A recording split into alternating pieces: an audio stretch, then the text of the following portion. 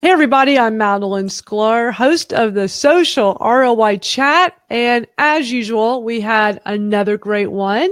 Today we have an awesome guest. I want to introduce you to Carmen Collins. Carmen, great to have you here with us. Hello. Hello to everybody that was on the chat. Hope you're all hanging in there with us on Facebook. That was such a great chat. You shared lots of great information today. I thought it was a really interesting topic because what we were talking about is Snapchat versus Instagram. And, when it comes to stories and, people are utilizing one or the other, and in some cases, both. Honestly, I stopped using Snapchat. Should I say that out loud? I hope nobody. I'm team Insta stories myself. Yeah. For personal. Now, for my job, the We Are Cisco social channels use both to great success. Sure. So I'm pro Snap for We Are Cisco. It makes sense for us. But for me personally, it's maybe if I need a Bitmoji or something. And that's about it for me too. But yeah, and that absolutely makes sense. I mean, when we're doing it for our business, for customers, clients, whatever it is that we're doing, sure, we've got to take all that into consideration. And that's what made this such a great chat today, because we looked at both sides and you shared lots of great insights. So we're going to dig a little deeper with the after chat. Well, I feel like you set me up so nicely because I'm actually speaking on this exact topic at Social Shakeup this year. And when you said the topic, I was like, boom, I got slides. Perfect. Let's go. Nice. We did good. Well, we have a great team. For setting me up. Cha-ching. We have a great team here at Managed Flitter, and I definitely want to do a shout out to Kate Frappel. She's the one that puts everything together behind the scenes with the topic and the questions. She does a lot of work on that, and I think this is just a great topic to talk about because, so many people are using Instagram stories, but we're not talking about Snapchat as much these days. It seemed like a few years ago, everybody did that big exodus from Snapchat. And I was one of them because honestly, we all started at zero with the number of followers, and I had built up this Snapchat, and it's hard when you're starting from scratch. And I already had an Instagram following. And when Instagram turned on stories, it seemed kind of like a no-brainer. And for a while, I was doing both and doing the opposite of what you were saying not to do earlier in the chat, where we're talking about taking the one and putting it over, repurposing over to the other. It was like, well, if I'm going to do both, it makes it a little easier. But then I looked at it and I was like, that doesn't look good. I love repurposing content, but that's, not a good example of just taking the video from one and putting it on the other. I mean, what's the point? Yeah. But we'll dive in a little deeper into this. Before we do though, why don't we have you tell a little bit about yourself? So if people are here that don't know much about you, they will be enlightened. Okay. Well, my day job is that I am the social media lead for Cisco's We Are Cisco social media accounts. And my team is called the Talent Brand Team. This is kind of a new area of marketing. A lot of people haven't heard of it, or they go, what's talent brand or employer brand? And it's this idea that companies go out in the world and talk about their culture and what it's like to work there in order to attract people to come work for their company. And so I work for Cisco doing this. I have the best job ever. Love working at Cisco. We call ourselves We Are Cisco because we're really a tribe. It's kind of how we think of ourselves, as this tribe of 70,000 employees across the globe. And nice. It's so cool to be a part of it and tell those employee stories to our audience, because we've had people come in and say, I'm interning here because I've seen your social posts or I've read a blog that you've done. So that's really rewarding for me. So that's my day job. I've been doing social media since before it was called that. We called it community back when it was cool to work for America Online. And, nice. Back when my stock was barely above water, and then it never hit there again. So, I've been doing it a long time. And, interesting fact about me is I've been a backup dancer for Usher. Thank you, Cisco Technology. Okay. Jimmy Kimmel's Wall of America is powered by Cisco technology, and I got the unique opportunity to be a background dancer for Usher. So that was cool. And I'm a big fan of The Walking Dead. If you've met me for 5 minutes, you know I'm a big fan of Nice. Well, you are super smart and somebody that we wanted to have on the chat today because we were so right in having you because you really shared great information, great tips, great insights. I love that you've been doing social media for a long time. I've been doing it as a business for 13 years. So I'm like you. I'm definitely old school. Been doing digital marketing for 22 years. So not too many people that have been around a long time doing all this Hashtag old school. There you go. Exactly. I was one of the first web designers here in Houston back when that was a brand new business. They didn't even know what to call it. I remember I had to call the Texas comptroller's office. I was told I had to charge sales tax, but when I called the comptroller's office, they weren't sure what to call it. It was such a new industry. And they're like, let's call it word processing. If anybody here knows what word processing means, you're older. Yeah, That's an old term. That's an old term we used a long time ago. Yeah. I know. But we're leading the way with social media and teaching people. So I love that, all the cool stuff you're doing. So what I want to do is go through some of these questions, from the chat and just have you talk about it, kind of get your expanded thoughts on it. So let's dive in with question number 1. Oh, and I do want to mention before I dive in, I posted here and I pinned it to the top of the page here. If you want to come on video with us and actually ask Carmen a question or just be part of the conversation on live video, if you're camera ready, hit the link and come join us. You need to be on a Chrome browser, but we would love to have you come join us. And come on over. Yeah, and I see J-Matt's here, and J-Matt had a lot to share on this topic. So J-Matt, please feel free to come join us. I would love to have you chat with us on here. But question number 1 was, what should marketers be asking themselves before deciding to use Snapchat and or Instagram? I love this question because I get asked a lot, do I do Snapchat or Instagram? And as I said in the chat, I think that's the entirely wrong question to be asking. Yeah. The question is, what is my business? Where are my customers? And what are they doing? Which equals goals. Goals. And then you said goals and some other people said goals. So I think we hit home the goals portion of our chat. But it really depends on who you're trying to talk to. I mean, if you're H&M and you're marketing to 12 and 17-year-olds, if you're not on Snapchat, you're lost. You're not a part of their world. That's all they do. Right. And if you're trying to reach probably women our age, we've just admitted that Snapchat isn't our thing. We're on Insta. Yeah. And so it's really, who are you trying to reach and what are they trying to do? I think that's the right question. And then if the answer is Snapchat's demographic, it's Snapchat. And interestingly, I mentioned I was putting together these slides for speaking on this topic, and it's really hard now to find hard data on Snapchat versus Instagram because it's changing so quickly that data can't keep up with it. But the last data I saw said that for those people who are active daily users on Snapchat, that's their only platform. Now they're starting to come over to Insta, right? Because as you build your network and a platform, that's where you're going to spend most of your time.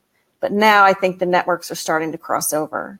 And there's this interesting quandary of Snapchat being your raw life and Insta stories being your curated life is sort of how people seem to be handling it. But so it's hard to keep up with the data, but it's really interesting. I don't think Snapchat's dead yet. I think the rumors of its death are widely exaggerated. You think so? Okay. Yes. I think it has to keep up. They're moving to Utah. They're building a super secret building out in Utah to keep the Facebook prying eyes away from their technology. And we'll see. We'll see if they can beat them out. Yeah, it'll be interesting. Time will tell, that's for sure. Well, that's perfect to lead into question number 2 with how do the Snapchat and Instagram audiences differ? With Snapchat, it seems like it's always been the younger demographic, right? And so many people I know that are older tell me they're only on there because they want to see their kids or their grandkids on there. Like that's the only reason why they get on there. So what's your thought on this with how the audiences are different? I'm with you. I have people ask me at Cisco all the time to teach them Snapchat so they can watch their kids.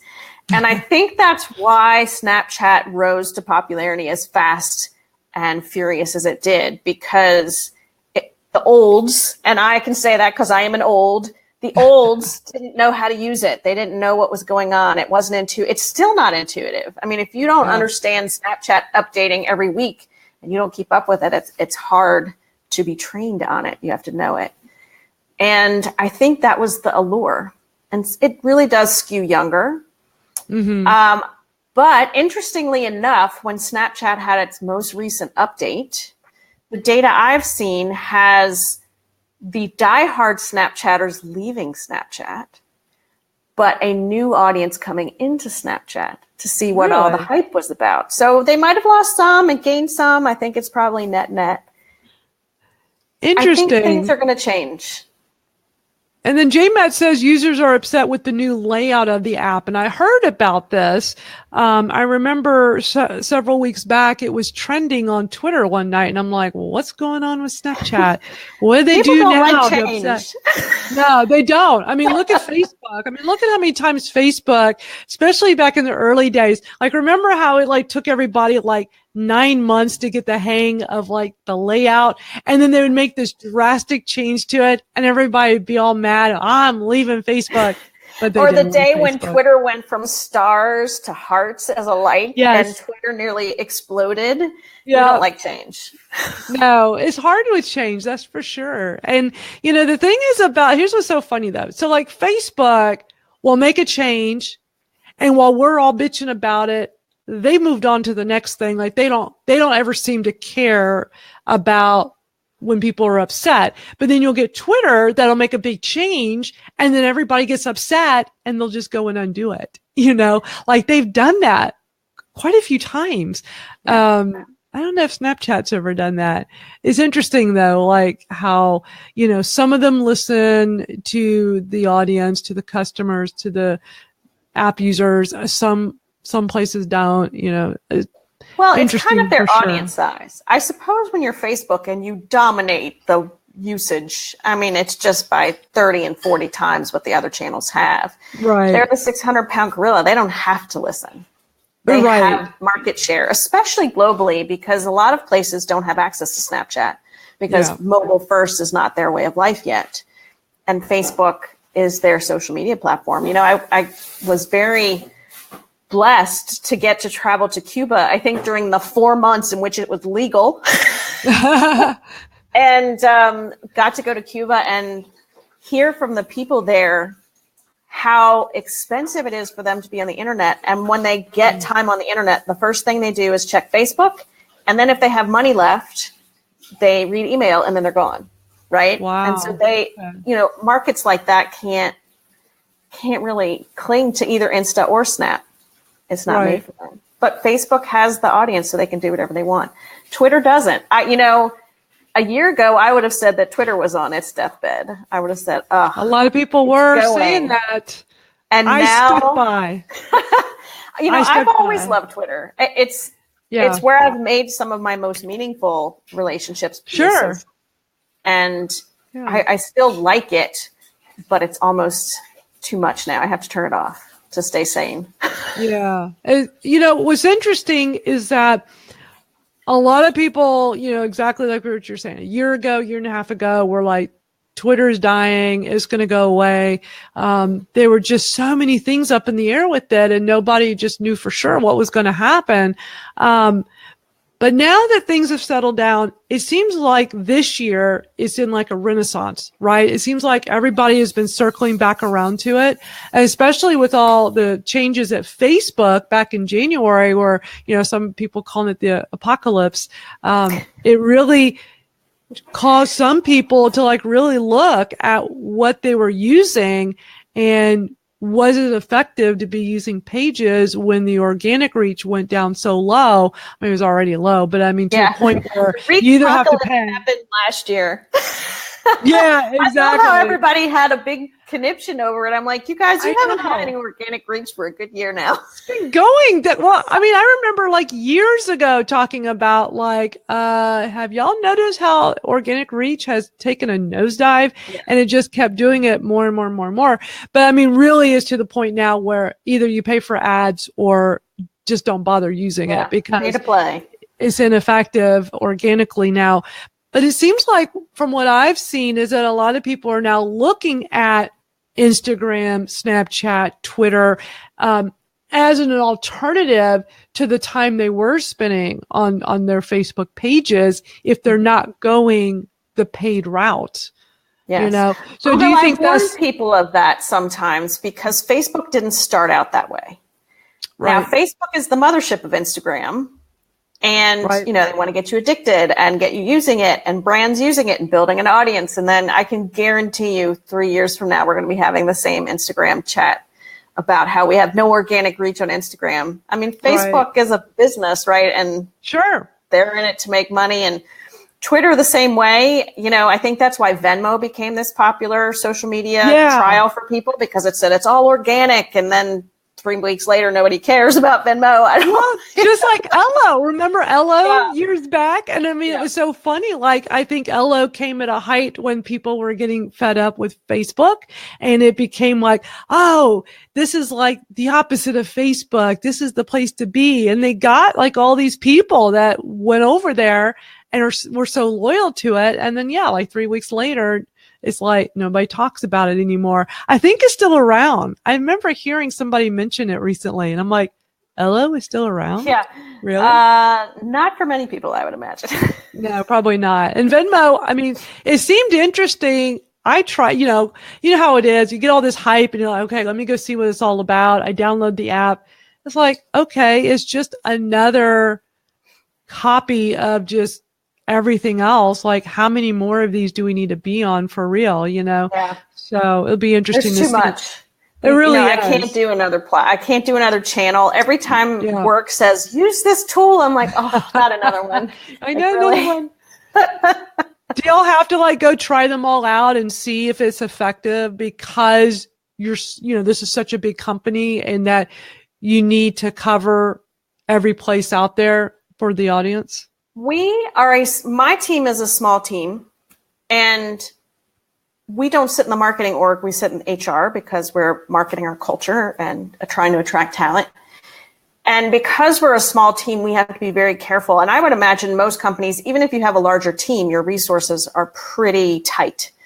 And we try to keep aware of what's happening. But for example, before we started Snapchat, we talked about it for a year. And we just didn't have a clear view of how. How do we make this work for us? We knew we wanted to make it work and how.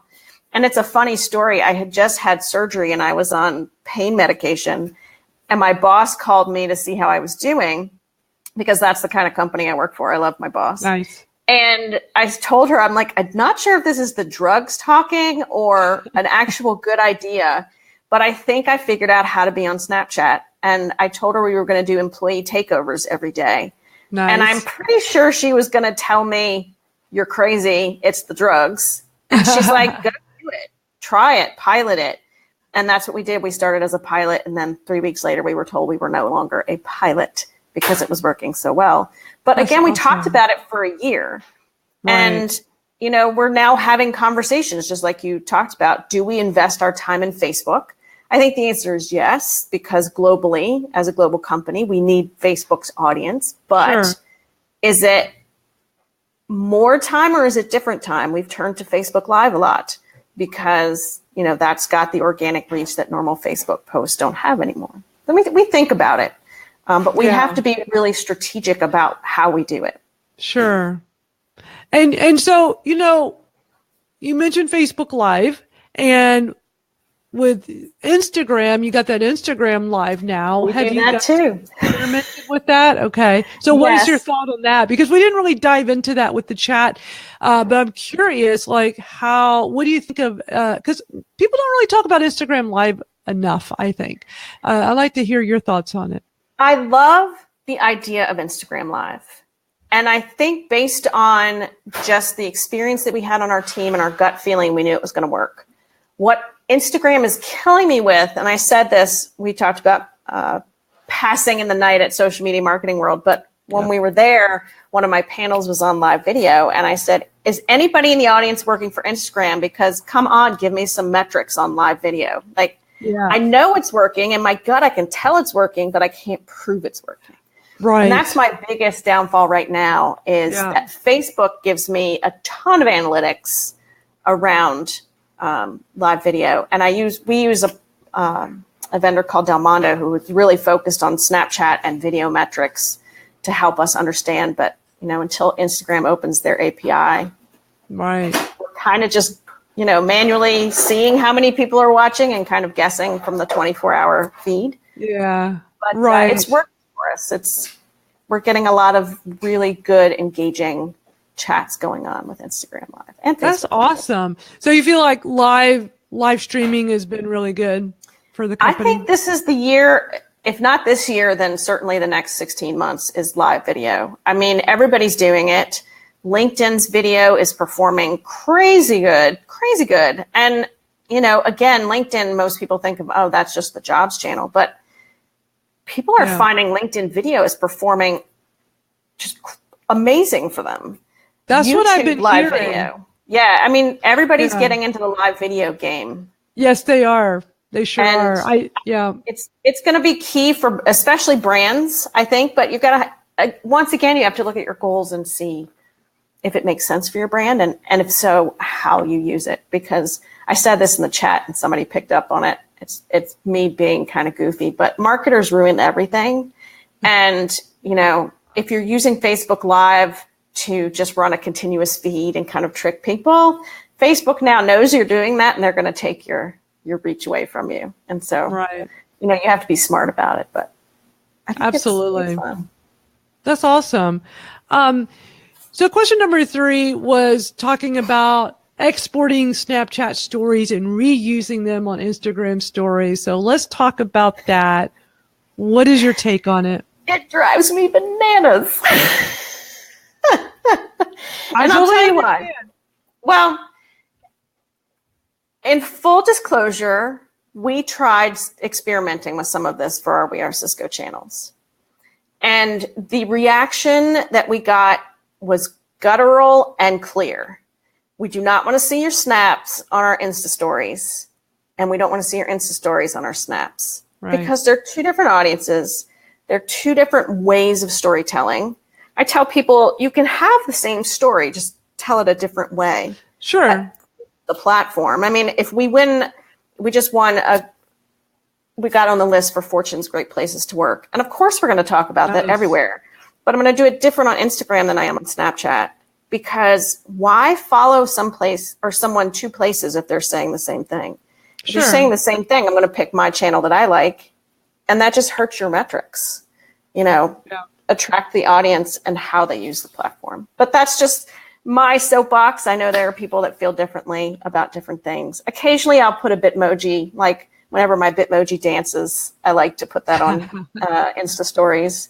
But people, I think, there's an exception to every rule, and I think people are understanding what I'm trying to accomplish by doing that. And as long as the whole thing isn't Snapchat-like, they're good. They're good with that. Yeah, no, that makes perfect sense. And I know there are a lot of people out there that are really into repurposing content, and there are times to do that, and then there are times where not necessarily. And I agree with what you're saying. When these things are new, then I think that's when we see, like, yeah, sure. When Snapchat and Instagram stories, when all of that was colliding, I'm like, oh, wait a minute. I could just do one at one place and then just take that video and pop it in the other. And it's like, oh, that was pretty easy and cool, and I'm just repurposing the content. But then over time, you start realizing, okay, that's not really the best strategy. These are two very completely different platforms with different audiences, and you want to cater to them, just like with Facebook. And you want to post natively and not do link out one place and have it spit out to all the others at once with the same exact thing at the same exact time. So I agree with you. I mean, I think things will shift, and I think we're just in a place right now where you really need to have all that separate and not just take the one and put in the other. And I didn't get to say this in the chat, and I have to say it now for your Facebook Live viewers. And oh my gosh, stop with the horizontals. Do not horizontal snap. It's vertical storytelling. It's vertical storytelling for a reason. Yeah. And I loved when Instagram stories gave you the ability to sort of shrink a photo that was horizontal into their vertical frame. So please stop making me turn my phone. I'm too lazy. No, that's a really good point. I totally agree with you on that as well. Let's jump over to, let's do question number 6. In your opinion, does Snapchat or Instagram provide a better platform for marketers? Again, I always tell people, go back to your goals. I mean, we've found success at We Are Cisco using both. And right now, I couldn't pick a favorite because they're like different. It's apples and oranges. Sure. And the audience is different. For example, this summer, what we're trying to do is have the summer of interns, because when our interns come in for the summer, they're the ones using Snapchat. So it makes sense for them to be the storytellers during the summer while they're here. But on Instagram stories, we might feature them occasionally, but we're going to look at different content. And it really goes back to your goals. If you're a highly regulated industry, neither. And I hear from people who work for banks and insurance agencies and medical facilities, and they're like, how can we do Instagram stories, or how can we do Snapchat? Because legal has to approve everything they do. Right. Like, those aren't your channels. I mean, I hope that you're thinking about them and trying to be creative in how you use them, and at least exploring the opportunity. But it just doesn't make sense for some brands. But if you're Dunkin' Donuts, which I mentioned in the chat, I'm a huge fangirl of Dunkin' Donuts because they just do some cool stuff. My friend Casey, who also works on my team, teases me because Dunkin' Donuts did an Instagram live from a hot air balloon. And she says, when are we getting our hot air balloon budget? And I'm like, as soon as we're marketing a donut. Like, we are not marketing donuts over here. But, they do cool stuff. And for them, it makes sense to be in both places. Sure, of course. Yeah, you really got to look at the goals. I mean, you're so right with that. And I think it is easy for people to just look at, oh, we need to be on this platform. It's almost like they think of that part first and they think about the goals second, whereas it should be the other way around. And you can't show success on any platform unless you have your goals. Like, how do you know if it's working if you don't set a goal in advance? And, sometimes you set a goal not entirely understanding it. You're just like, this is what I think we should do. And that's why goals should be able to be modified from time to time if there's a good business case to do it. But, you've got to have those to show success wherever you are on social. And so Snap and Insta are no different. Yeah. Great point. And we'll round this out with the last question, question number 7, that there are a number of other platforms, of course, that embrace vertical stories. How do you think they compare when it comes to Instagram and Snapchat stories? I feel Instagram and Snap are dominating, and it's going to be really hard to catch them. And let's just say down the road that Instagram, well, actually it would be Facebook, buys Snapchat for way less money than they offered for Snapchat the first time around. And, they where you build your network is going to be where you stay. And I know that Insta now lets you put your Instagram stories by default into Facebook. And this is the only place that I ever do this. I don't like, again, copying content from platform to platform. But for me personally, the way I use it is I use Facebook to make sure my mom and dad and my in-laws see stuff that we're doing. This is the only way they know what's going on in our lives. So that's the only reason I will just automatically set Insta stories to go over to Facebook. But I've never heard of anybody saying, I'm going to create a Facebook story today. And I know, I agree. I think Facebook can't even do it. And that's funny because you'd think they would have the power behind them to do it. But I think it makes sense, vertical storytelling. And I think that's really going to become the norm, because I know I'm not going to get the stat right, but I think it's 90% of people are on social on their mobile. And I know I am. I made a joke at Social Media Marketing World that if you're on social on your desktop, you work in social media. And, I just think sometimes social media people forget that their audience is mobile. And this is the way they consume content now. Although, with YouTube, people will still take that extra step. I'm lazy, but they'll turn their phone to watch Jimmy Kimmel or Jimmy Fallon or Justin Timberlake on YouTube. And but you've got to have that kind of content to make them do that. Like, they're not going to do that for a brand unless you're Dunkin' Donuts. Right. That's so true. So what do you think about Facebook stories? Like, I mean, is that ever going to go anywhere? Like, I'm surprised it's still there. Yeah. I think I'm the wrong person to ask this, because if I wasn't working in social media, I would abandon Facebook with haste. I'm not a fan of Facebook in general. I don't like the way they do things. I don't like their privacy settings. I don't like being retargeted. But that's because I work in social, so I'm super sensitive to it. Sure. I just don't think, even though I copy my Instagram stories over to Facebook stories, I don't think anybody's watching.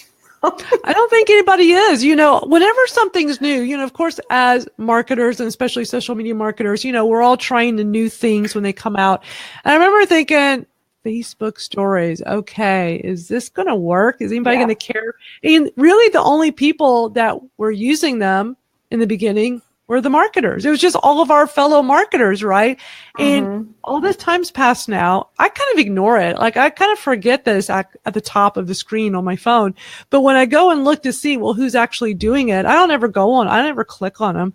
But when I actually look to see, it's still the marketers. Like, no one's really ventured into it. I will look and see who has a Facebook story just to make a mental note to watch it on Instagram.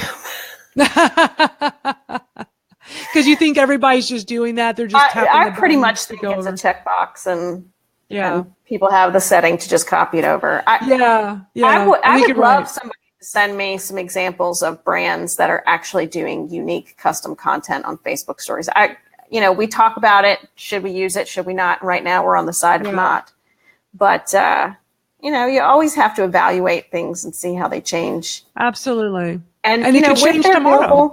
With their global market, Facebook stories might work if they can't get on Instagram or Snap. So it could.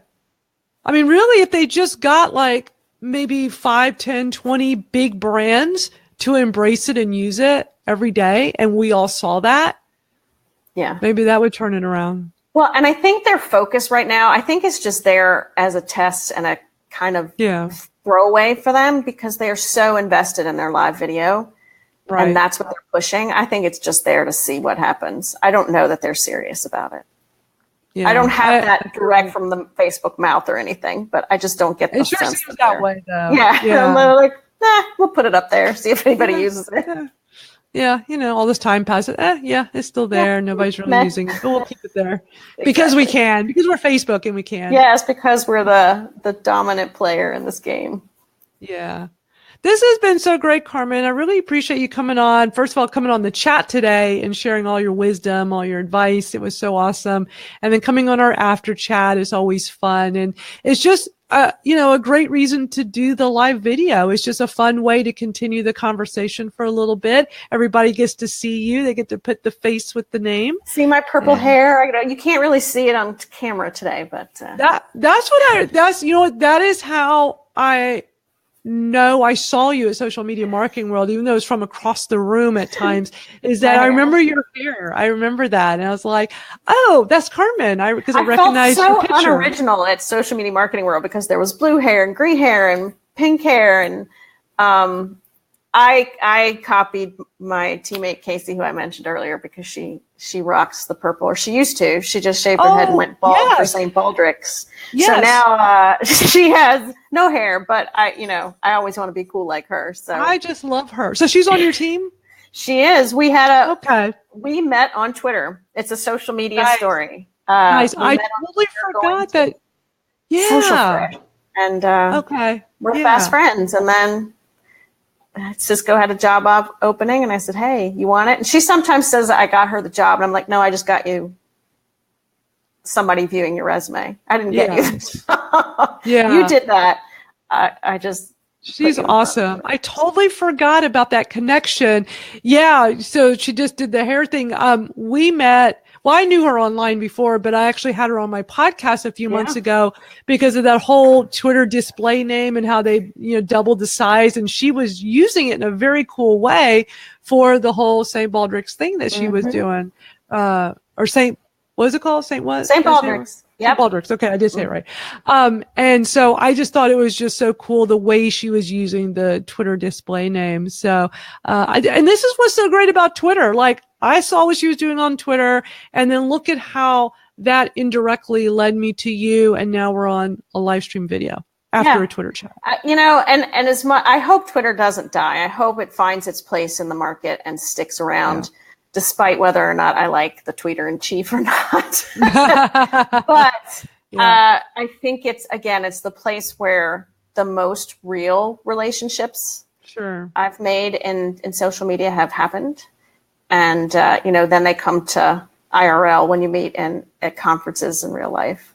I'm still so bummed that we passed in the night at Social Media Marketing World. And I know. We'll have to change that next year. We'll have to make sure. There.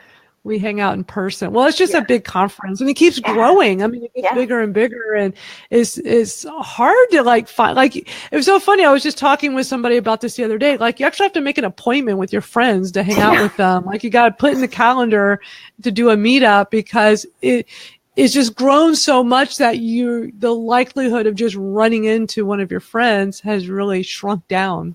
Yes. Or you will get caught up in a conversation and then realize that you've missed 3 sessions because because you got pulled into this fascinating conversation and then missed what you wanted to go see. But that's what the virtual ticket's for, because and it's so funny because when I was speaking, I was up against 12 other speakers, which is so crazy. So that makes the virtual ticket so awesome. So whatever conversations I had in the hallway and I was missing presentations or just during the same time slot as mine, I love that we can go back in, and I'll definitely check yours out. And you said you did one on live video? I did too. I did one on live video and one on vertical video. So nice. It was destiny for me to be on this chat today. You set me up again. You set me up so well. I don't know how that works out, but so perfect. I love it. And I definitely want to, separate from this, I definitely want to talk to you about interviewing you for a separate thing. So stay on. When we're done in a minute here, stay on, and so I can chat with you about that. Everybody, thank you so much for being here and being a part of the conversation with us. And so great y'all are all learning all this great stuff from Carmen. I saw that people at the end of the chat were talking. I know I was saying how much she was learning from all of this. She's like one of our awesome learners. She actually helps me greet people when they come on the chat each week, but I know she's always taking notes from everybody, always learning. Well, you never stop. That's what's great about social. You never stop learning. I don't like it when people say that they are experts, because I'm like, that's not possible. No, you got to always be learning. I love that. Lifelong learner. That's how I am. You have to keep learning. Absolutely. Well, Carmen, thank you so much. This was so much fun. Thank you. And thanks for everybody who watched and participated in the chat. I had a lot of fun. Thank you all. We'll see you next week. Peg Fitzpatrick. We're just getting awesome guests. She's awesome. Yeah, that'll be a fun one. Yeah, she is awesome. It'll be great. We'll have a good time. So until next week, I will see everybody out on Twitter like I always do. And let me know if you need anything. You can just send me a tweet. I'm only a tweet away. Bye, everybody.